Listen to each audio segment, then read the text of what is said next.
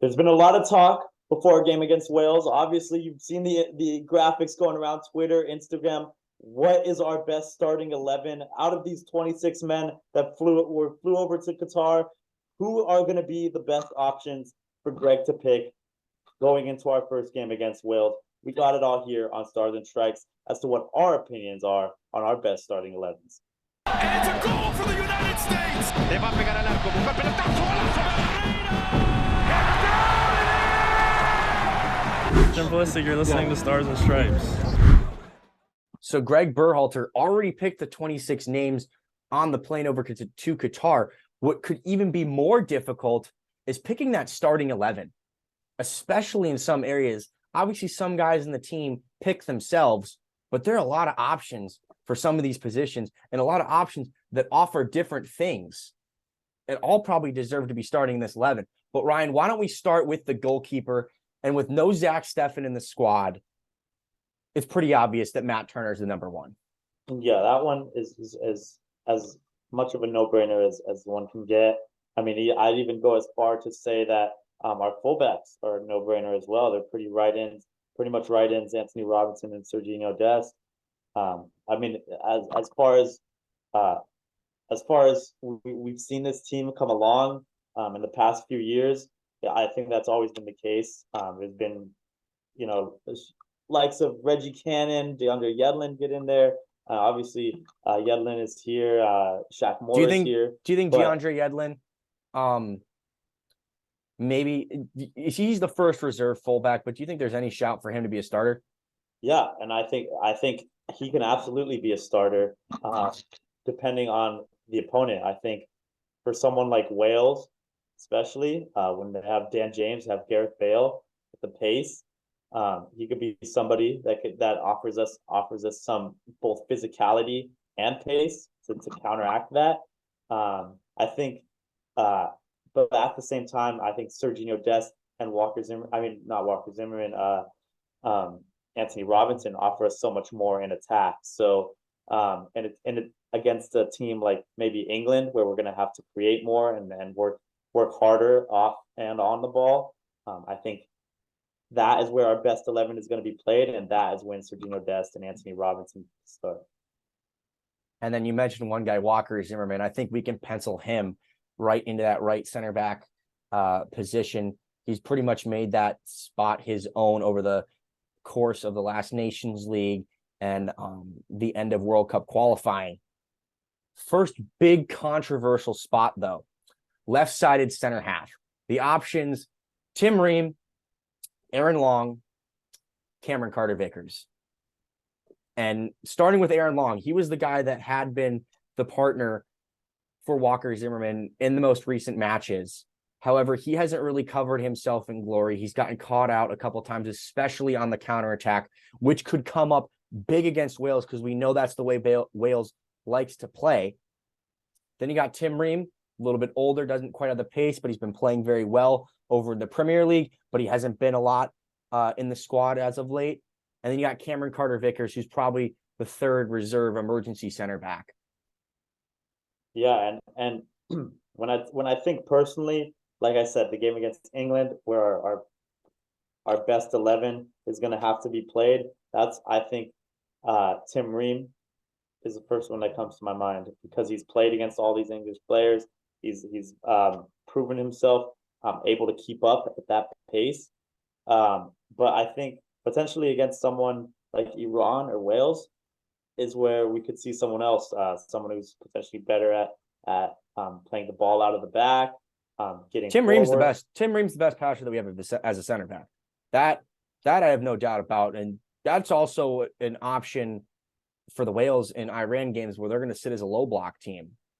His passing could be an asset. For me, it's Tim Ream. I think Tim Ream right now starts alongside Aaron Long.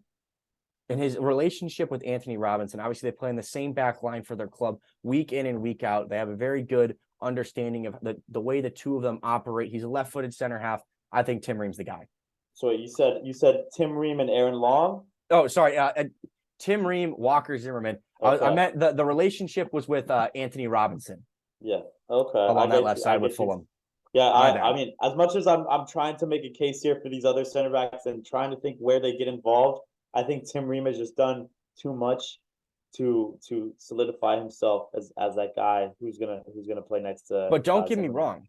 If Tim Ream gets exposed for his lack of pace, don't be surprised to see Aaron Long. I think both Tim Ream and Aaron Long over the course of this group stage are going to at least start at least one match between the two of them. Yeah, absolutely.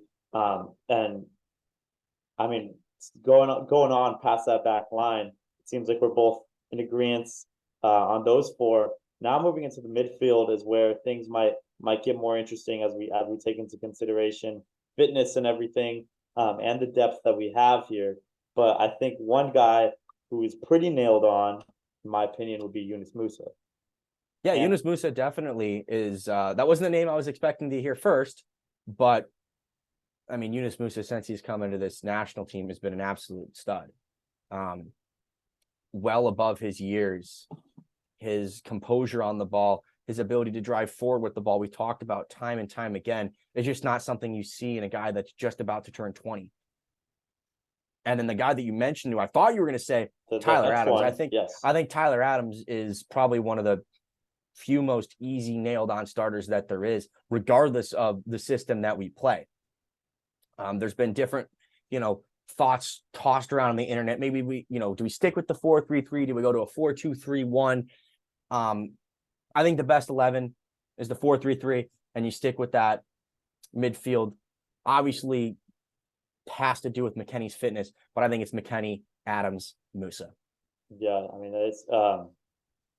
there's not really too much controversy in there. I think the controversy comes when one of them gets injured or when it's time to make a change. But if we want to talk about our best all time or best 2022 11, it's got to be those three, and there's not too much debating around it. McKennie seems to be doing all right, so like we mentioned earlier, I think that should be okay. But other than that, Yunus Musa and Adams, they've got to be nailed on. Front line, where it gets a little bit more complicated, but what isn't complicated is one of the names in that front three. We all know Christian Pulisic has got to be starting for the U.S. men's national team. He's going to be wearing the armband, I'm sure, and this is the moment he's been waiting for. I think this is Christian Pulisic's opportunity. He missed out in 2018 to really announce himself on the world stage. And I think this is where he can truly put all that hype and everything that he's done, everything he's been working for has been to represent the U.S. on the world stage, wearing that number 10, wearing the armband. This is his team. And I think everybody knows it. Absolutely. The poster boy has got to be one of those guys in the front three. And are we putting him out on the left?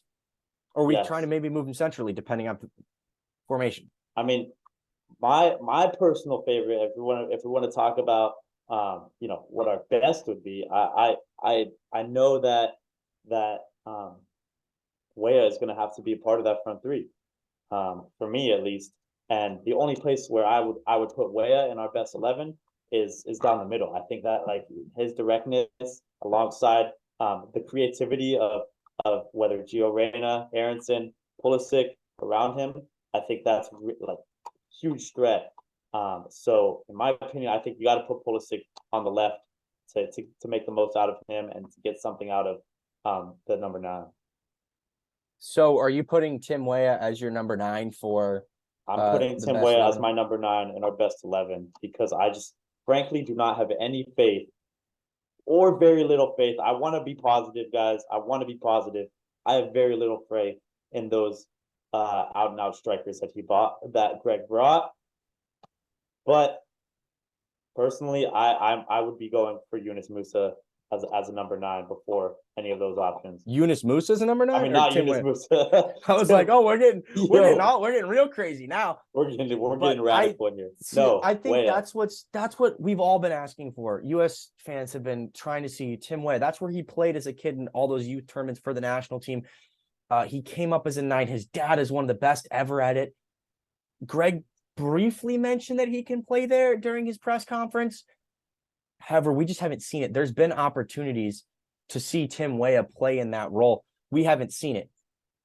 And for that Wales game, I don't necessarily think that it suits Tim Weah. We're going to see him. I think we're going to see him coming off the bench, though, for that Wales game. Against England, that's another story when we're not going to have the ball, and that pace in behind, that directness can really cause a guy like, as you know very well, Luke Shaw, some major issues. And if Harry Maguire's on that side, good luck trying to stop Tim Weah's pace. But for the Wales game, I'm going with Gio Reyna.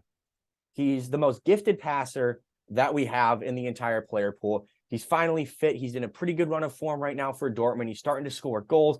He's really starting to get back into himself. And we haven't seen Christian Pulisic and Gio Reyna fit and firing at their best since the Nations League.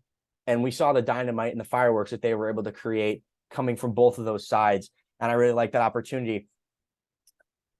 And Gregg Berhalter is probably going to go with Jesus Ferreira up top to start off with. I would go with Josh Sargent. I think he's the most complete center forward option that we have. Now, all three of these guys are going to play, and they all offer something different. But in terms of his ability to both link up play with the guys in midfield and out wide, bring them in, the relationships with, most importantly, our guy out on the left, Christian Pulisic, and their ability to finish inside the box, I'm going with Josh Sargent. He's found his shooting boots once again in the championship. And for me, right now, I think Josh Sargent's the best option for the number 9 position. Yeah. In my more realistic starting 11, I would be putting Josh Sargent there as well. But since I've already put Tim Weah there myself, in my best starting 11, I'm looking over at the right, and I think that's where I disagree with you. I think I'm taking Brendan Aronson over there, because just the way that we've seen him mature with the national team, with these transfers moving to the Premier League, he is just too much of an asset. He's contributed too much to this national team. He's been too productive as far as assists, goals. He's gotten the job done, and this is the time to take full advantage of that. We've seen it in qualifying. We've seen it in these tournaments. So why would we not take advantage of that goal assist output now and let him lead the line? I know it's crazy to think that he might not make the starting 11, but even if he isn't the starting 11, I think he's a great option coming off the bench too. That energy that he brings, his ability to press when the defensive opposing back line and defense is tired and they have been having to deal with guys maybe like Gio Reyna, like Josh Sargent running the channels. That's a thing. Another option that's been floated around, Gio Reyna or Brendan Aronson or even a Christian Pulisic playing as a false 9. What are your thoughts on that? Man, I just wish that this conversation wasn't kicking up a few days before the World Cup, you know? And we've seen Christian try the false 9 and it hasn't worked. So that's not something that I would want to see. Frankly, with Christian, that's that. As far as Aronson, Gio, if who knows, maybe they would be better equipped to be the false 9, but I just don't think it's something that we could just try all of a sudden and put all of our faith into that in a tournament like the World Cup. I mean, in my opinion, this is why we should have come prepared more in the striker department, but it's just been too much of an issue lately. So we'll see if Greg falls back on that. But for me, I think it's not, we shouldn't be trying to workshop during the World Cup. If McKennie isn't ready to go for Wales and the fitness isn't there, what do? Do you throw Brendan Aronson in midfield? That's something we've discussed on earlier. If you're listening in podcast form or on an earlier video, if you're watching this on YouTube, he was listed as a midfielder. Do you think it's as simple as Brendan Aronson just slips down into that Weston McKennie role and maybe operates a little bit higher up the field and they drop Yunus Musa, maybe a double pivot type thing? Or could you see a world where we change formation, go 4-2-3-1, maybe move Christian Pulisic into the 10, where we saw him more a couple years ago playing, and have a guy like Brendan Aronson on one side and then either a Timothy Weah or a Gio Reyna on the other side? Yeah, I think just as far as risk taking goes, I think it's more likely that a guy like Kellen Acosta, Christian Roldan comes in before Aronson, because as good as it sounds to have all these attacking minded players, like I said, we can't be workshopping this stuff against England. We got to have people that can cover, people who can defend, and make sure that we don't make a fool of ourselves on the biggest stage out there. Yeah, but it's also international football. There's this thought in my mind that keeps circling around. What if we just say screw it and just put the best players that you have on the field, regardless of their positions, and maybe where they play specifically. But if you just get the best attacking players on the field, whether that be maybe you have to throw Christian Pulisic in the center, or you have to throw Gio Reyna as a false nine, but you want to get Aronson, Pulisic, Reyna, and Weah all on the field at the same time. Yeah, sure. I mean, it in the 75th minute, I think that's a move. Go for it. If we're down 1-0, you got to do that. You got to get the best footed players out there. But if we're trying to start, I mean, at the start of the game, have a good setup, a strong setup. We can't leave ourselves exposed in the midfield, and I don't know how much Aronson is going to offer in that regard as far as what Weston McKennie does. Well, regardless of who Gregg does end up deciding, it's a good thing to have a lot of these options, especially in the attacking department, because a couple of years ago didn't exist. And this is a young and hungry team, and I cannot wait to see all of these guys go at Wales in just a few days' time. That's all we got for you on this edition of Stars and Strikes. This is the place to be for anything and everything USMNT. Check out our other content on YouTube, Spotify, or wherever else you get your podcasts. Make sure to hit like and subscribe, and also hit us up on social media as we follow the boys on their quest for glory in Qatar. We will see you real soon.